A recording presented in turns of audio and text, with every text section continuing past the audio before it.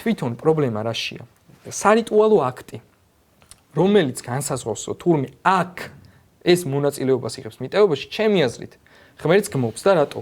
ანუ ქრისტეს ჯვარცმა, რომელიც ცნობიერებაში ჩვენ რწმენით მივიღეთ, მაშინ არ ყოფილა საკამარისი სოდობის მისატევებლად, ებრაელთა მე-10 თავი, მე-14 მუხლი და მაშინ გამოდის, რომ საჭიროა ჩვენ რაღაც დავამატოთ ამ მიტევებისთვის. ეს ჩემი აზრით ისე ეხლა ძალიან საინტერესო რაღაც რევოლუციურ რაღაცას ალბათ ბევრისთვისაც, იმიტომ რომ ამხედრდა და ბევრი რომ ესე იგი ფაქტობრივად ქრისტემ თავის ჯვარცმით რომ გამოისყიდა ჩვენი სოდები, მაშინ საერთოდ ეკლესია რა საჭიროა?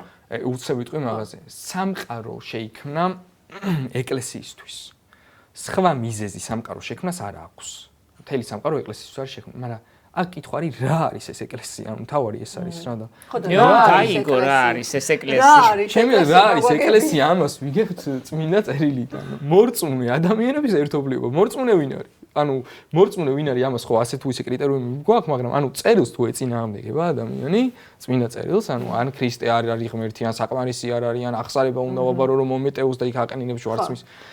უკვე მორწმუნე აღარ არის ეს ვარ. ახლა ესეთი კითხვა გამდამება და ნუ კი ბატონო ღმერთ შეუძლია შექმნა საპატიო ჯურჯელი და ნაკლებ საპატიო ჯურჯელი კი ბატონო მისინება გაგიხსნას გული რწმენისათვის ან არ გაგიხსნას გული რწმენისათვის ხო?